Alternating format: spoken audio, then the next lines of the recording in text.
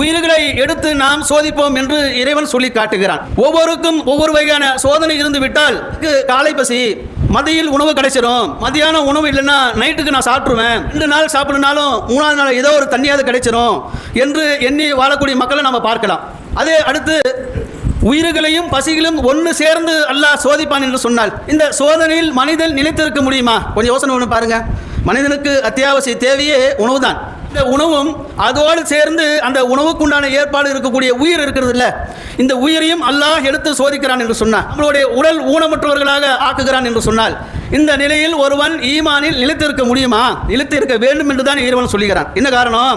இந்த விஷயத்தை நாம எங்க பொருத்தி பார்த்தா சரியா இருக்கும் என்று சொன்னால் இன்றைக்கு பாலஸ்தீன மக்களை எடுத்து பாருங்க.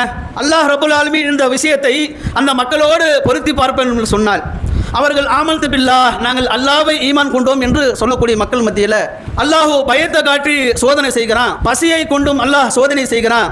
உயிர்களை எடுத்தும் அல்லாஹ் சோதனை செய்கிறான். மக்கள் நாம் பார்க்கப்படுகிறோம். ஒரு நபர் தன்னுடைய பச்சிலந்து குழந்தையை கையில் ஏந்தி ஹாஸ்பிட்டலுக்கு வரார். அந்த குழந்தைக்கு பெரும் காயம் ஏற்பட்டு இறந்து போகிறது. ஏறத்தாழ ஒரு 2 மாதம் 3 மாதம் இதுக்குள்ள உள்ள ஒரு குழந்தையாக இருக்க முடியும். அந்த தகப்பன் தன்னுடைய குழந்தையை கையில் வைத்துக்கொண்டு கண்ணீர் மல்க அழுகிறார். என்னோட பிள்ளை இதோ சூனம் செல்ல போகிறான், என்னோட பிள்ளை இதோ சூனம் செல்ல போகிறான் என்று ஒரு எண்ணத்தோடு ஆர்வத்தோடு சொல்லக்கூடிய காட்சி நாம் பார்க்க முடிகிறது. ஏன்? அவர் ஆமன்து பில்லாஹ், அல்லாஹ்வை ஈமான் கொண்டார், குர்ஆனை உண்மை என்று நம்புகிறார், அல்லாஹ்வுடைய வேத வசனங்கள் என்று அவர் நம்புகிறார். அதன் அடிப்படையில் காரணத்தினால அல்லாஹ் எனக்கு இந்த சோதனை ஏற்படுத்தியிருக்கிறான், அதனால் நான் பொறுத்துக் கொள்கிறேன் என்று அவருடைய எண்ணம் நம்பிக்கை உறுதியாக இருந்த காரணத்தினால அவருடைய வாயிலிருந்து வரக்கூடிய வார்த்தை என்னுடைய குழந்தை மரணித்து விட்டது, இதோ சோனம் செல்ல போகிறான், இதோ சோனம் செல்ல போகிறான். அழுந்தவராக அவர் அங்கே சொல்லக்கூடிய செய்தியை காணொலியில் நம்மளால் பார்க்க முடியவில்லை. பார்த்தவர்களுக்கு நிச்சயமாக கண்ணீர் வராமல் இருக்காது என்று சொன்னால் அப்பேற்பட்ட நிலையில் அவர்களுடைய இறை நம்பிக்கை நாம் பார்க்க வேண்டும். இது ஒரு புறம்.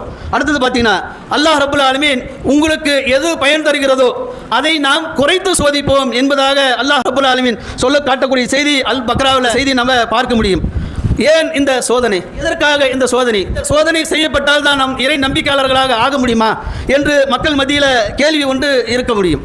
அதற்கு அல்லாஹ் ரப்பல் ஆலமீன் சொல்லி காட்டுகிறான், உங்களுக்கு முன் சென்றோர் அடைந்த சோதனைகளை போன்று உங்களுக்கும் வராமல் நீங்கள் சொர்க்கத்தில் நுழைந்து விடலாம் என்று எண்ணிக்கொண்டீர்களா என்று அல்லாஹ் ரப்பல் ஆலமீன் நம்மை நோக்கி கேள்வி கேட்கிறான். ஈமான் கொண்டீர்கள், உங்களுக்கு முன்னால் உள்ளவர்களும் ஈமான் கொண்டார்கள், அவர்களுக்கு என்ன சோதனை அங்கே கொடுக்கப்பட்டோமோ, அவர் எந்த சோதனை அந்த மக்கள் சந்தித்தார்களோ அதே போன்ற சோதனை நீங்கள் அடையாமல் சோனம் சென்று விடலாம் என்று நீங்கள் எண்ணிக்கொள்கிறீர்களா என்று அல்லாஹ் நம்மை நோக்கி ஒரு கேள்வி எழுப்புகிறான். கேள்வி கேட்டுட்டு இந்த சோதனையில் யாரெல்லாம் அடங்குவார்கள் என்று சொன்னால் நபிமார்கள், இறை நம்பிக்கையாளர்கள்,